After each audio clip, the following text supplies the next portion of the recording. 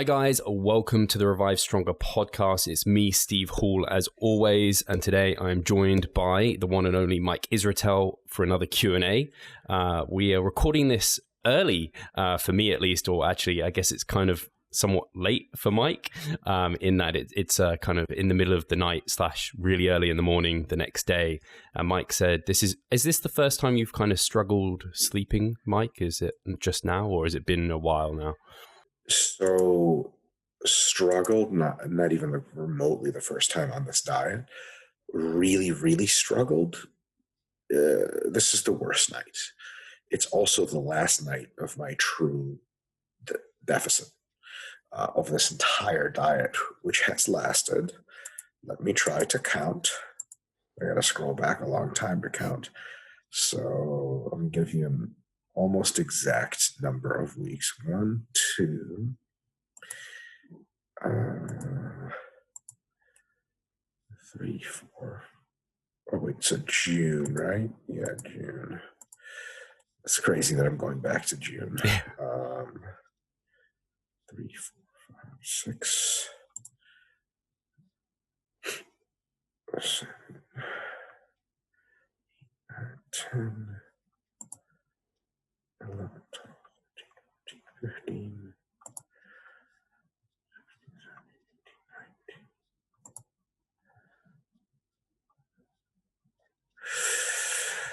15, 22 weeks of straight dieting with a few weeks of backing off to maintenance at most, mostly hypocaloric at various stages, tons of cardio the entire time. Hard training. And before that, I did 5 weeks of kind of like maintenance, basically. Yeah. A little bit of a mini mass, sort of. And then before that was 14 weeks of hypocaloric dieting. So it's been an interesting year, but I got really lean. So that's cool. Yeah. Mission accomplished. And then for those interested, COVID's really thrown a loop. Yeah. And I suppose I can talk about it now. I wanted to keep it a little hush hush until it sort of resolved. But I was supposed to do a show a few weeks back to qualify for Masters USAs in the United States and PC. But I got COVID like the 2 days before the show. Oh, shit. Yeah, I got sick and I was like, man, I better go get tested. And I did. And they were like, you have COVID. And I was like, oh, okay. And then I was like, I'm not going to compete. The number one reason, and my wife's a doctor, and she really pounded this into me to whatever extent. I wasn't convinced by it. I was mostly convinced to begin with, but to whatever extent she didn't. That I wasn't already thinking that she was like, look, you're not going to go get a bunch of people sick at a show. And I was like, yeah, okay, that's a really good point. And so for that, and also you don't want to move body water around and play with your blood volume when you have a potentially fatal coagulative disease, which COVID has coagulation effects. So I was like, okay, I'm not going to compete, but I was like already executing the peak. And then I have some pictures from that peak and it went like really well. And I was like, holy crap, like I have Christmas tree and moon striations. I'm sure you've seen some of those pics online. I just negated to mention that was COVID positive, full blown like flu the entire time. So I had COVID and it actually just lasted about 5 days. And then after 5 days, I was mostly fine. After 7, I was 98% fine. And after 10 days, I was like it never happened. Also, luckily, I got it the first day of the easiest part of the deload, which is, was the beginning. Yeah, pretty well timed. The peak for the show. So really, I had the next week of hard training, the first week, the first 2 days, first 3 days, I went really easy, enough to get some kind of MV stimulus, maintenance volume. And I did it, of course, at home because I was still away from the population. And then I did the rest of the week's workouts at home, but progressively pretty hard. And by the end of the week, I was pretty good to go. And then the next week, I was already cleared to be able to go into population. And then I trained super hard and it was fine. And then everything was fine. And now I'm like weeks and weeks away from when I had it. And I feel golden. I'm back to doing jiu-jitsu. And today I rolled hard and breathing wasn't an issue. Nothing was an issue. Everything's fine.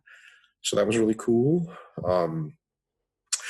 Not to make too fine of a point of this, but just to make sure, like, we're all, and I hate this part because I think it's really presumptuous, but I suppose we're all like setting some sort of standard or people look up to us or some stupid shit like that, which is like, maybe they should just look up to us in fitness, but I know that we set the standard for other maybe scientifically based thoughts. So I will say this, my experience with COVID-19 was like a third as bad as the flu. It was a fucking joke.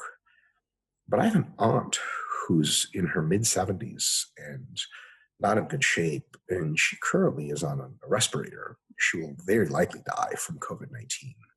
So I don't want to paint my experience as like, fuck COVID, bro, just inject more tren. The shit is real as fuck, man. It kills a shitload of people. It's about as bad as the flu. And if very few people are immune to the flu, the shit ravages a population. And is it a big deal in the grand scheme? No, fuck no, it's not a big deal. Is it a big deal to lots of people, especially those that are of ill health to begin with? It's a fucking huge deal.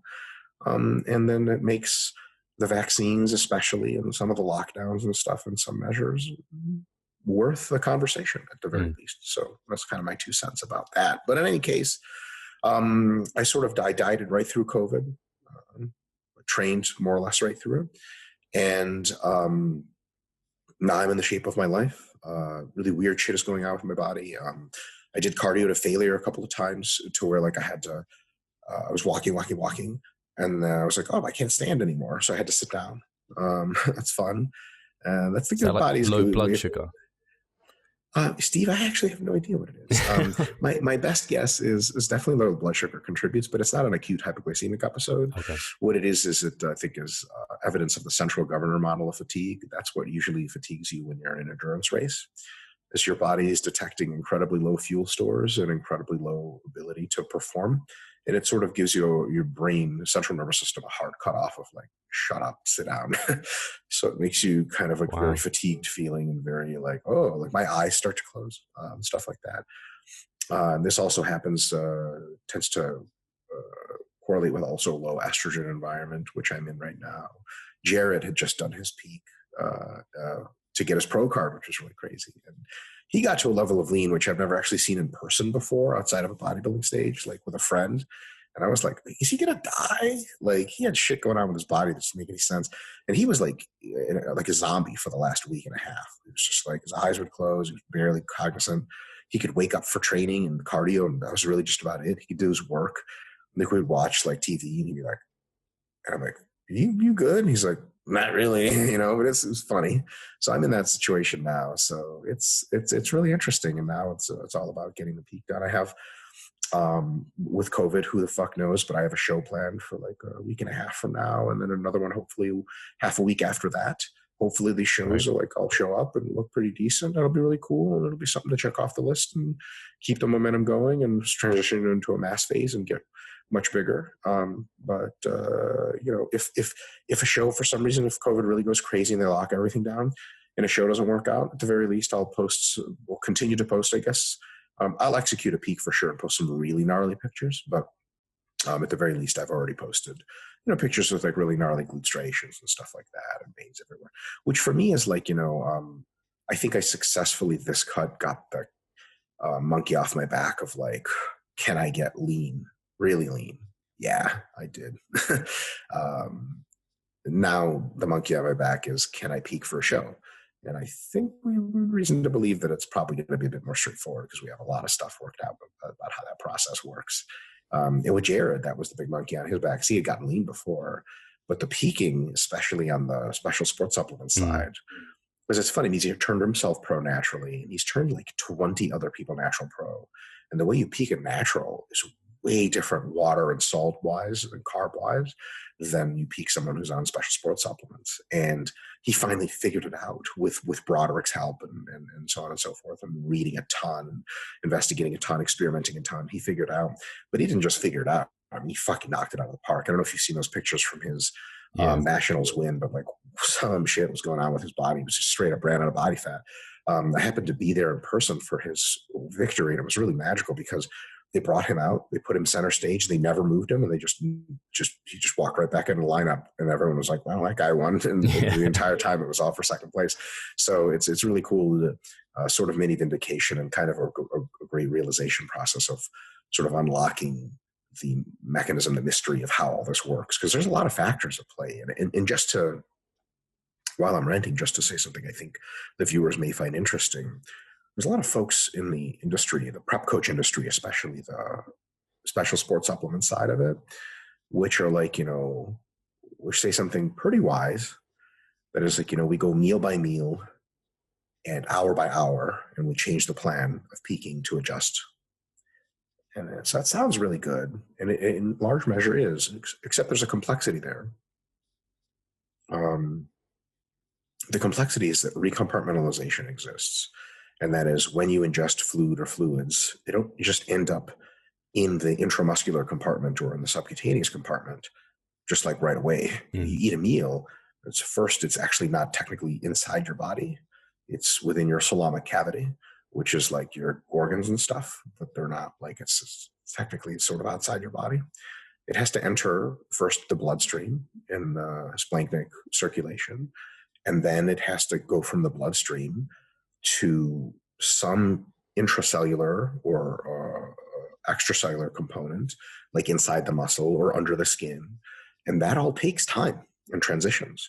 So if like you eat a meal and then you just like, oh, fuck, it just bloated me up, and I don't feel any fuller 30 or 40 minutes later, an hour later, you could be like, it's time to cut the carbs. Like it's too much food. So there's a delayed effect there. And some of the recompartmentalization can take up to or in excess of 6 hours, which really complicates matters, right? So what you really do, the way you really peak somebody, especially somebody taking special sports supplements, for example, diuretics, you do some things, and then about 6 hours later, you look at the response. And then you do some things, and about 6 hours later, you look at the response. And that's how you play it. But if you just do meal by meal or just hour by hour, you can get a lot of sort of countervailing things. It's like an easy analogy would be like, okay, like Britain fighting Germany in World War II. Okay, how do we really fight Germany? Do we just send bombs and bullets and just try to kill Germans? Well, we don't have any bombs and bullets yet, or not enough. So we need to boost industrial capacity.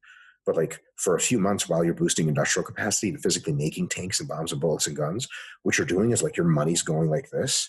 Your actual number of ready soldiers with bullets and guns don't move at all, except they have less money to take from the general pot of the gross domestic product. And you're thinking, you're like, what the fuck? Like, can you imagine being like a leader like Churchill and being like, so like, are we winning the war yet? And they're like, well, actually we have zero hardware fighting more than you checked last time, which was a month ago. It'd be like, what the fuck are you guys doing? Right? But it turns out, like, let's say it's 6 months. And then 6 months later, there's 10,000 more tanks, 10,000 more planes, bullets, soldiers that are well-trained, et cetera. Just like recruiting, like you get soldiers in and you have useless pieces of shit for weeks on end until they get through their 6-month training course or whatever, 6-week training course, and then they're useful. So that delayed thing is a real mind fuck. And if you don't know how that delay works and precisely what variables to manipulate, it's really confusing and potentially perilous. So Jared has been working all that out. Now he knows it really well for himself and a lot of other people too. He's helping me out this time. Hopefully my approach goes well. I'm a complicated case because I tend to store a lot of body water. He's not nearly as complicated. He doesn't tend to store as much, but he can if he makes the wrong moves. So it's a complex thing here. Now I sort of know why pro bodybuilders hire prep coaches. It's not intuitive. Yeah, some of the stuff. So you said a lot. I was just going to say, you said a lot. I have one thing initially on mind. I want to say, first of all, really sorry to hear about your aunt. Hopefully you're wrong, but I guess you're being realistic. I'm also sorry to hear about your show, because I know last time you were looking to compete, you got ill for that one as well. So there seems to be a bit of a maybe third time lucky or something going on here. Let's hope for that. And then my only other thought was, like you're talking there in terms of how long time-wise some of these things take. I know, like even natural guys, a lot of them will start like ramping carbs up on show day, for example. And that might help if they're doing like a PM really late in the evening, but it's really like water, sodium. They're the things that are going to make short-term changes to their physique. So if they're looking flat, it's maybe they need more water and sodium and not like a shed load of carbohydrates, for example. So it gets, that mistake is not just like the natural scene, like you said, is way more simple, but still people make really kind of poor calls on those sort of things as well. For sure. And like I think an ingestion of especially fast digesting carbohydrates can within 30 minutes give you a high degree of vascularity, because it can get into the blood supply at that point, but it won't fill you out. Like you're not going to have fuller muscles in 30 minutes. You want to have fuller muscles in 2 hours.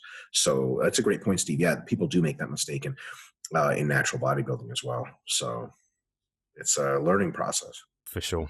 And yeah, I hope you can bring it to stage, because I mean, COVID has been, this year has been a complete screw around, and you literally had the worst of it there. And I think, not that I think this is really something to necessarily be pretty proud of, but I know a lot of bodybuilders who will have got to the point you got to, and who would have just been like, I'm taking it to stage. I feel okay. I'm going to go compete because this is what I've been doing all year.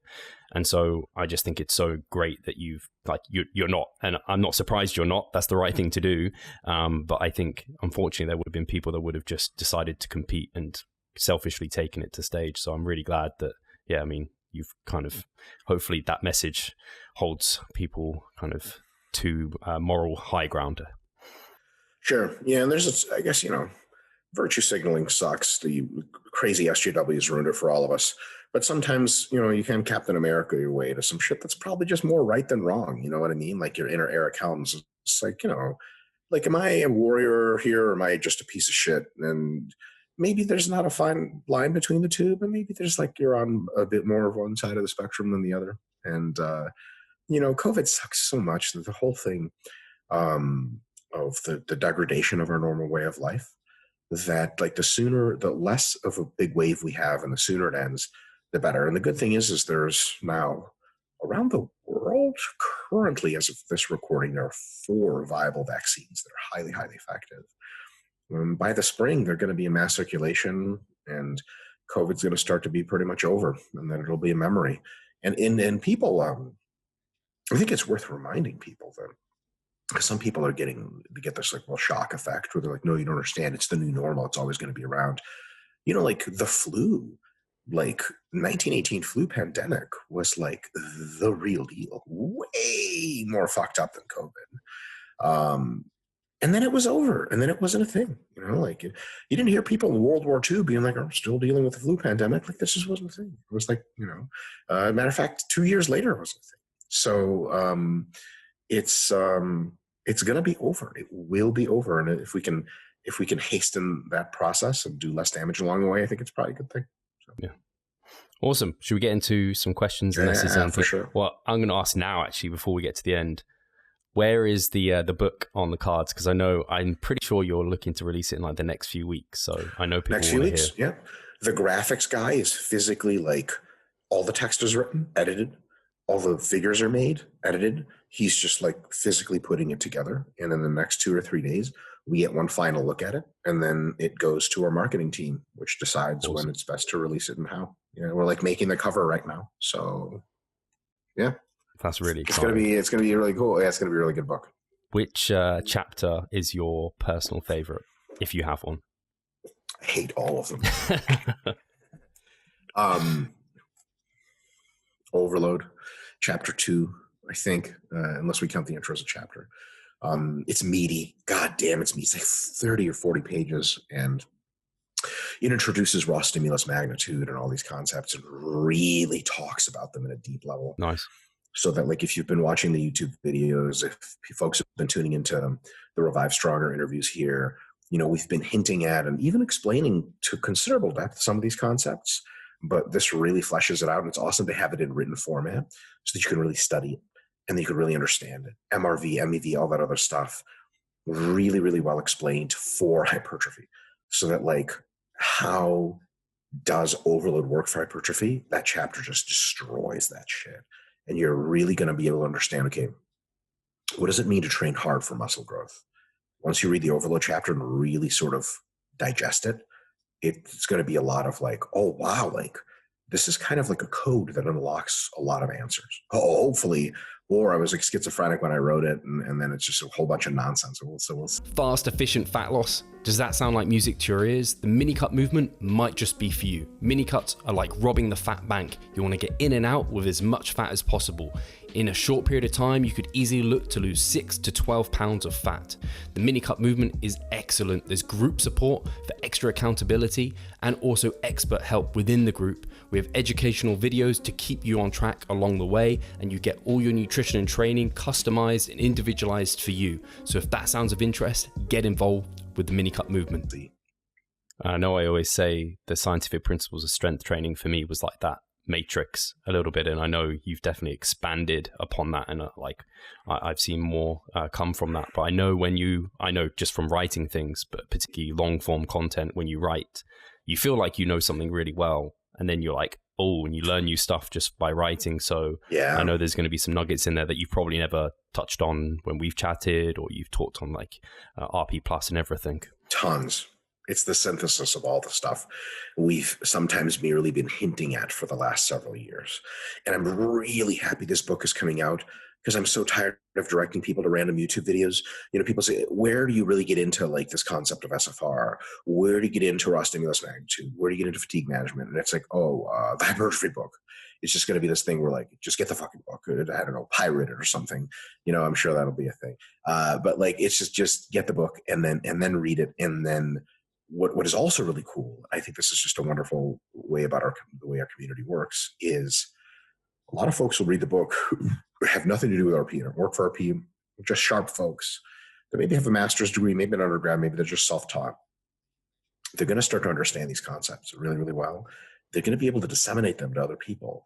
Like, people will ask questions on random IG pages, maybe mine, maybe yours, but maybe a bunch of other ones. They'll be like, hey, like, how do I know I'm getting a good workout for hypertrophy? And they'll be like, actually, I can answer this. It's 3 things. And then, where are you getting this? Oh, well, here's this book. So they'll be able to read the book and really just pass it on. Because like, it's trippy for me to see like meme pages, like pretty popular meme pages on Instagram for powerlifting, using fatigue management as just this regular thing. And like, everyone knows what it is. James Hoffman and I brought that shit to the industry in like 2014. Nobody outside of Dr. Stone's grad school program ever talked about fatigue management. It wasn't even a term. You would, in 2014, you say fatigue management to powerlifter, they'd be like, what? Like, are you a shift worker? Are you tired after factory or something like that? And now it's just like a regular parlance. It's just really cool. So, and you know, like, it's not like, yeah, fucking, we invented that, we need the credit, bro. Whatever, fuck that. Like, we have enough fucking accolades. It's just great that those ideas can sort of spread out and people can just find out about them. And then we can all speak a bit more clearly and understand a little bit more about how training works. And I think my goal as a professional in the industry, and maybe yours too, Steve, let me know if I'm mischaracterizing you, is like, just for, if we were just to get Thanos, you know, out and gone tomorrow from this earth, maybe we contributed to people doing a little bit less wrong shit and a little bit more right shit. And if that's the case, however it happens, I think that's great. You know what I mean? Like, can you imagine you and I go back to a gym in the 1960s and watch people exercise and talk about diets and be like, oh my God. And they're like, well, what are the 2020s like? And they're like, they're better.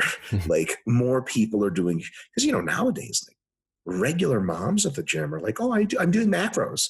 You're like, oh my God, in the 60s, nobody did fucking macro. Are you kidding me? Like, I'm in a calorie deficit, like cardio, like I'm burning off fat. And it's like, wow, like, you know, yeah, people still wrap themselves and still have fit tees, but fractionally less people, because back in the 60s or whatever, the only thing there was fads. You know what I mean? Like, and now there's a bit better, and hopefully in 2040, before the machines take over, most of the things can be evidence-based. You know, like medicine, for example, used to be entirely not evidence-based. And now everyone knows, like, when you really get sick, you see a real doctor. So hopefully our industry is kind of headed in that direction, and maybe we can help along. So Yeah, for sure. I think that comes very much across. I know RP, your kind of goal was to have the giant octopus and take over somehow that way. So that's also in the works, I hope. Of course, I can't comment on that legally. Awesome. So yeah, I think everyone listening is going to be so hyped for that book, particularly now after that chat. So we get to questions now. And the first question is from Jim Rat. And he has asked, how much of a difference... That's not his real name, is it? No, it's definitely not his real name. It's his real member name. How much of a difference does it make whether one goes from 4 to 0 RIR throughout a mesocycle, beating the previous week's performance every week, or whether one starts closer to failure and maybe at 2 RIR, keeps static RIR, except of the last week where one goes all out? So the question basically is, how important is it to beat performance week to week within a mesocycle? How important is progressive part of overload principle within one mesocycle? In a very general sense, like on a population level, if hundreds and hundreds of people are training, not very. As long as they're training decently hard, it's fine.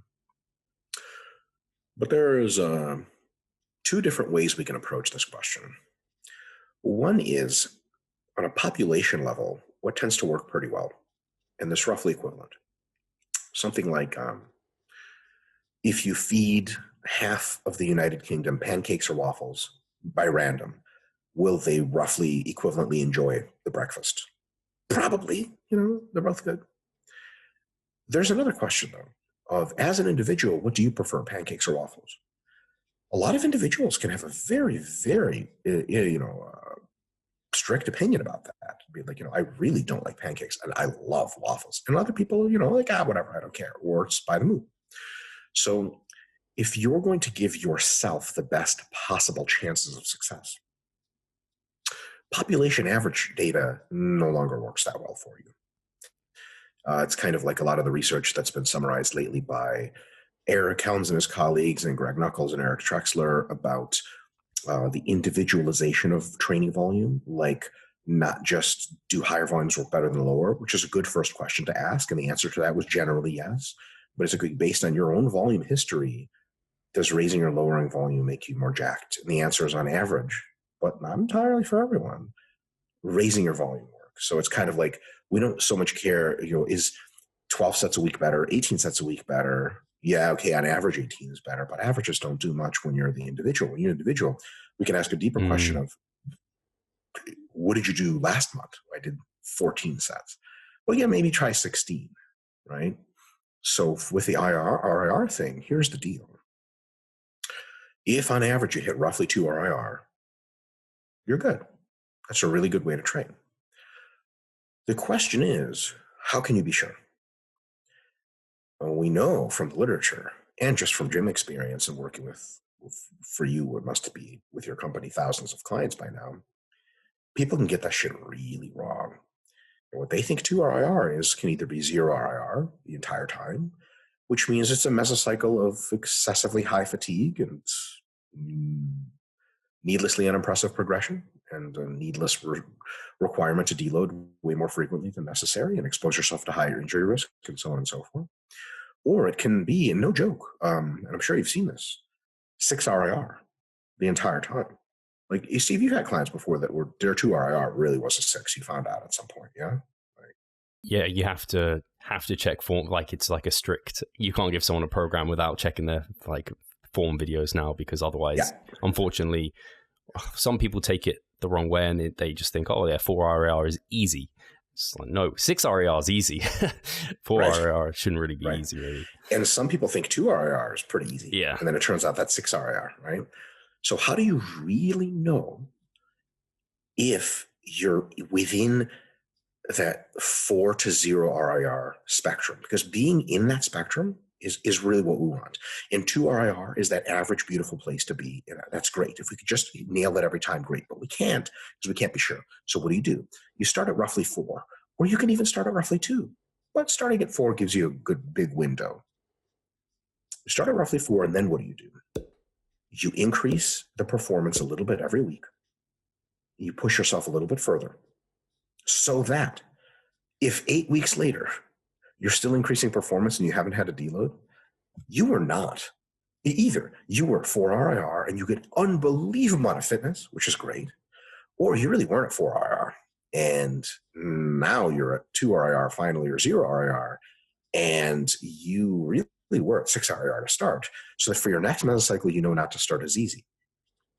So the real ticket here, and we do have a video on Renaissance periodization about this match or beat rep system, rep and weight system that we talk about, that you should try to match or beat by a slight margin by either reps or weight or both, whatever you did last week in all of your exercises, just by a little bit. Because if you start at what you think is roughly 4 IR and you keep doing that, either you become world's strongest man, you just keep going, or you eventually hit true 0 RIR or failure. And then once you hit failure, you have an unbelievable amount of like this data descends and colors the entire rest of the mesocycle backwards. You look, okay, this is 0 RIR. I know this was that. And then next week after deloading, I can start at this because I know this was probably about 3 RIR. Now I know what that was. That makes sense. And you can even look back in your mind and be like, what did that feel like 2 weeks ago? Okay, the back was 3 RIR. Interesting. Probably 3 RIR because I know this is 0 and this was 2, 1, blah, blah, blah.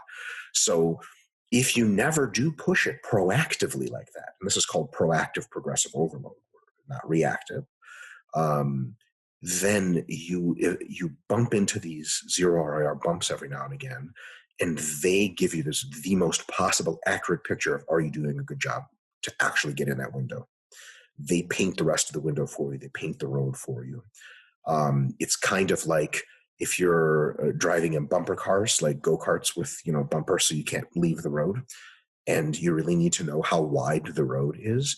If you're driving them blind and you just try to stay at 2 RIR, which is right in the middle, you may never actually figure out how wide the road is because you never hit anything. You go from start to finish. It's a straight line. And you're like, oh, I guess I don't know how wide the road is. But if you veer this way and veer that way and you hit the bumps, you're like, okay, I know roughly how wide the road is because I hit these bumps. It's not that hitting the bumps is a good thing. There's probably nothing magical. There's probably nothing too magical about truly going to failure. But it really does let you know how close to failure had you been this entire time, and it lets you really, really calibrate things because you could be underdoing it or you could be overdoing it. I mean, look, if you seek to progress a little bit and at week 2 you hit failure, bro, you're starting out too hard, man. And if you really seek to progress and at week 6 you haven't hit shit yet and you're still cranking along, maybe you started out too easy.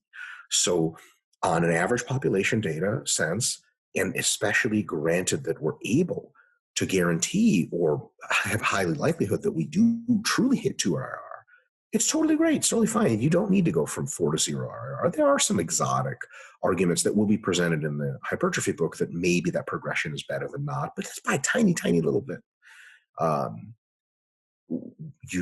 But it is super, super helpful to be able to proactively push to know, okay, am I actually average of 2 RIR of this meso?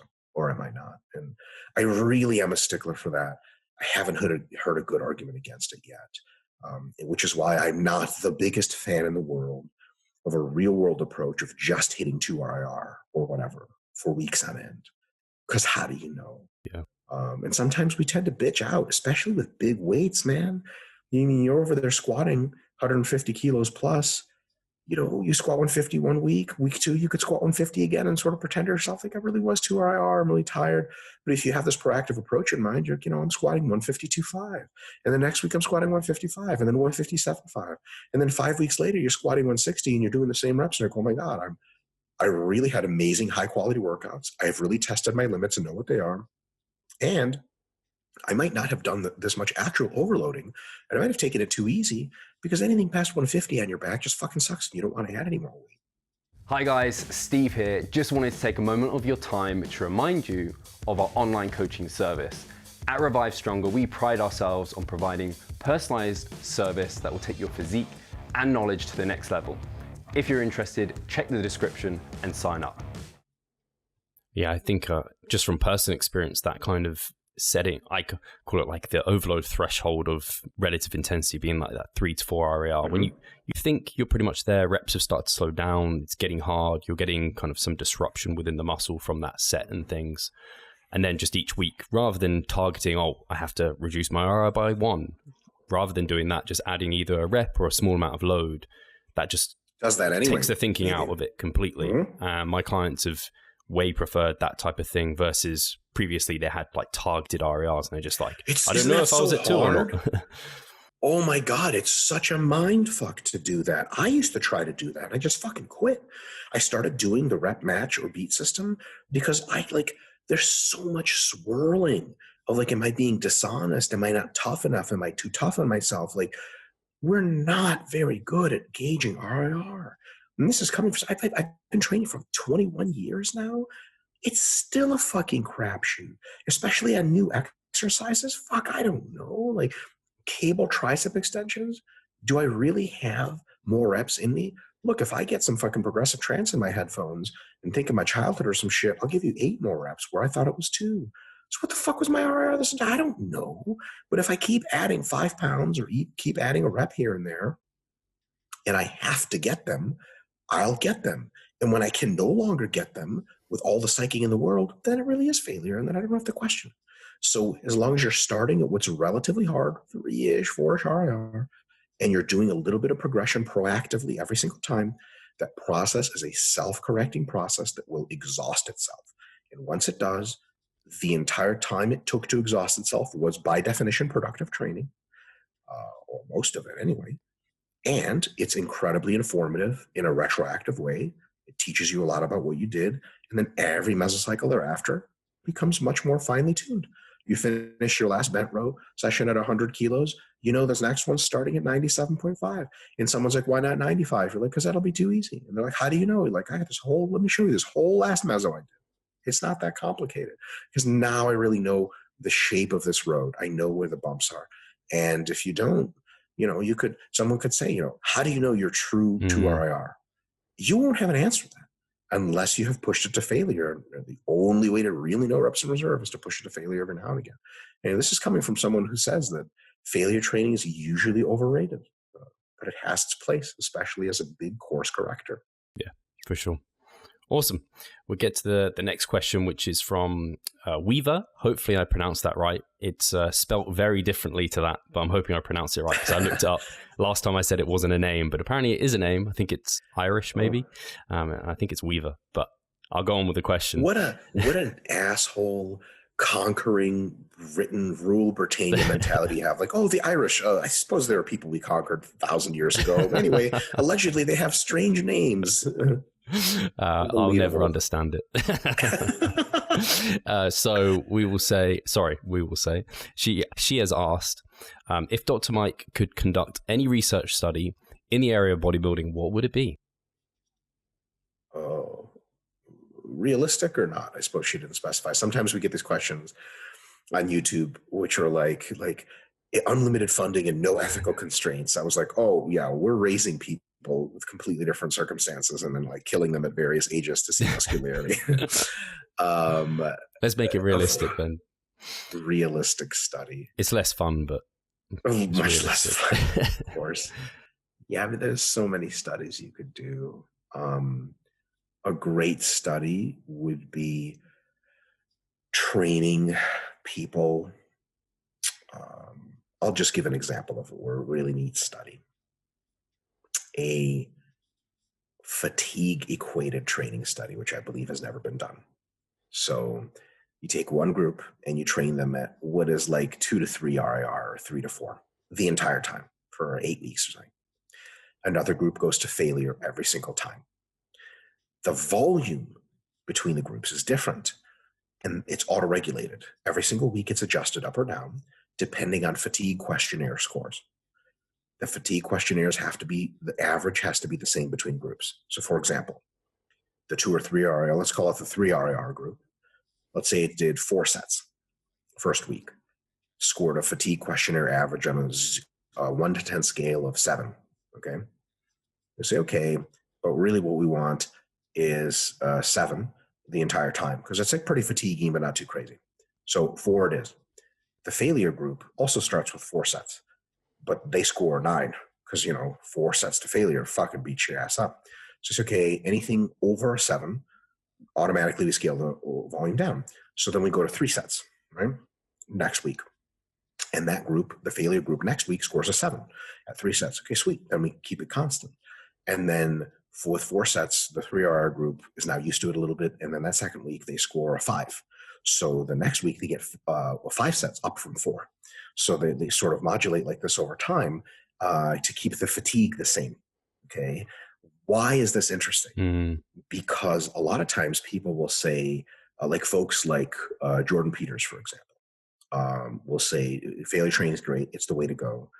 And then people will point to these studies in undergrads that were like, well, failure training doesn't work as well because, look, it didn't produce as much hypertrophy or the same, but no difference. Right? So what's up with that? Well, these studies are almost all of them are volume equated.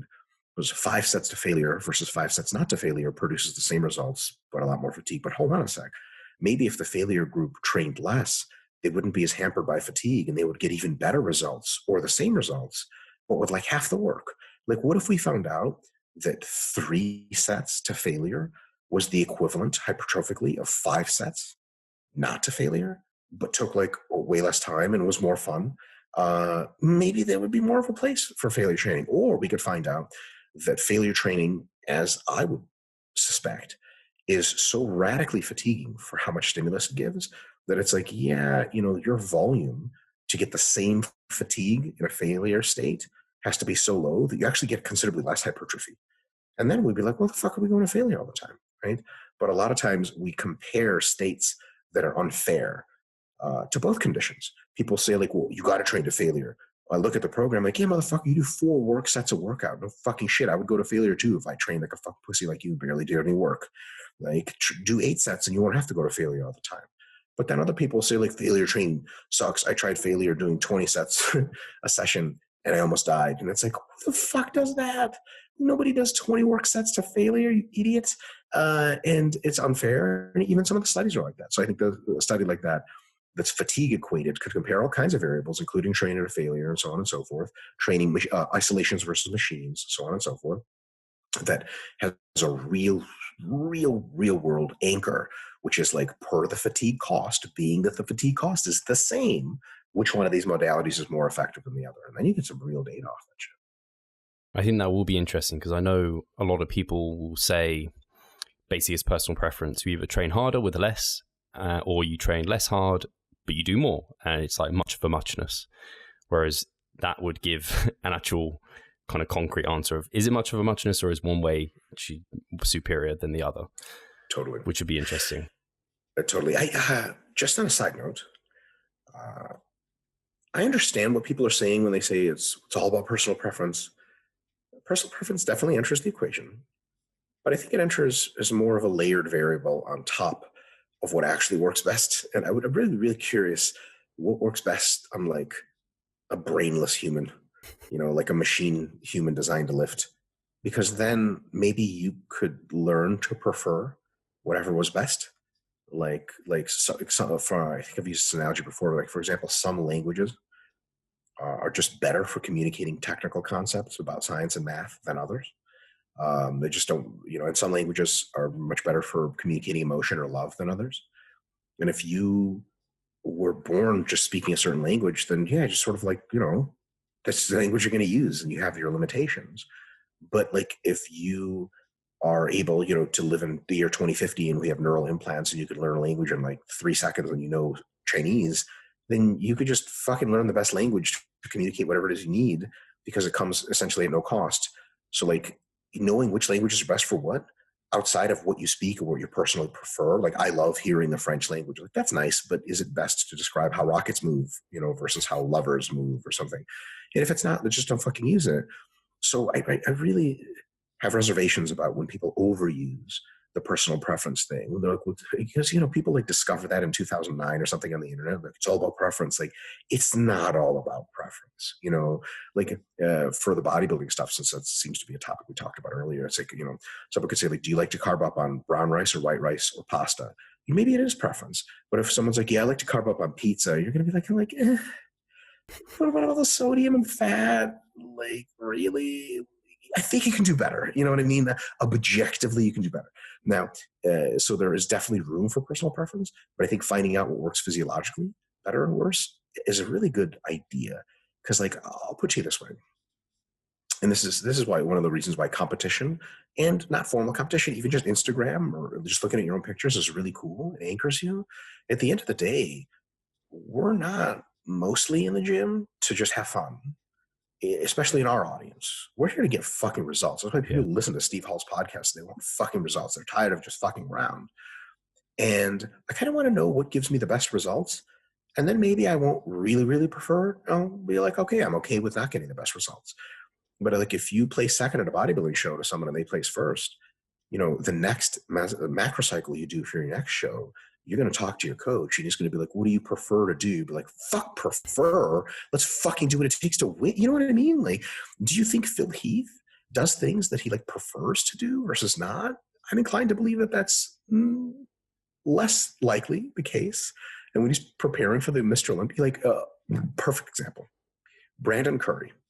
Do you think he likes to leave his home state of Tennessee in the United States for literally months at a time to go live away from his family and fucking young children in Kuwait, which is fucking 10,000 miles away? Of course he doesn't fucking like to do that. But he's there to take the supplements, to get the great training, to eat the food, and to be serious about bodybuilding so he can win the Mr. Olympia. Like, does he prefer? He has his own gym in Tennessee, which is like one of the best gyms in the fucking world. He could train there. But at a tiny, tiny margin, being in Kuwait is better, objectively. Does he prefer it? Of course he fucking prefer. That's insane. But if you asked him, you're like, well, wouldn't you rather be at home with your family? He'd be like, yes. He'd be like, well, why don't you just do that? It's all preference. He'd be like, because I want to win the fucking Mr. Olympia. Like, that's it. So, we're not all training for the Olympia. I sure as hell I'm not. But I would at least like to know the sort of the landscape of like what's best objectively. Mm-hmm. And then maybe, because, preference can be, if a lot of it's up here. People say, well, I really love training to failure. You can learn to love technique-focused, RP, Revive Stronger style training that you can learn to just fall in love with, and then you'll love it later. Maybe. And if not, fuck it. You can go back to training to failure, but at least know what you're trading off. You know what I mean? Yeah. Like, it's just, the trade-off is exactly the word. It's like clients will often like say they want to do this or whatever it might be, and I'll describe why we haven't chosen that route and tell them the trade-off. So I can say, we can do what you're suggesting. We can get results, but there's a trade-off because, you have to be kind of honest and tell them the trade-off. So I can completely agree. And at the end of the day, I'm always just about like, results are they're what I really want. That is my preference. So whatever gets those best tends to be the way I want to go. That's awesome. You got to quote yourself on Instagram. That'd be a great quote. Results are my preference, Steve Hall. I like that.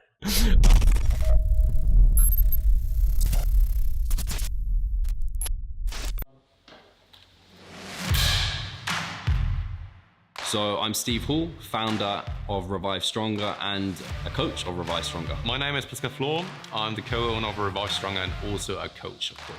Revive Stronger has probably been going solidly for 3 years, roughly about 3 years. Revive Stronger, to me, it is becoming kind of my child, my foster child. It's the gathering and getting together of like-minded people. We've been expanding the coaching team, which is helping us help more people, but each coach can only help a certain number of people. Right now, it's all over the place. We have YouTube, we have Facebook, we have Instagram, but there isn't that community aspect behind that. And so the next step for us is developing a membership site. So basically, we want to create a family and a community that is then benefiting from another. A really cool community for people within our little niche is going to be a website. They will get early access to our podcast. You can access us, ask us questions. The community aspect, we have a forum there. You can ask questions, but also you can log your journey. There's also going to be courses on there. Courses, presentations on different topics. Discount of past seminar footage. We will log our journey as well. We'll start vlogging. We're going to have documentaries. Our entire athletic journey. Furthermore, they get access to an exercise video library. The exercises that we love for hypertrophy and maximizing hypertrophy, we're going to go through those in depth, telling you how to execute them. We kept them concise and also mobile friendly so that you can watch them in between your sets. I'm super excited to grow this community. The amount of value that we're going to be delivering is huge. And I'd love you to be part of it. You will get so much out of that. I'll see you inside.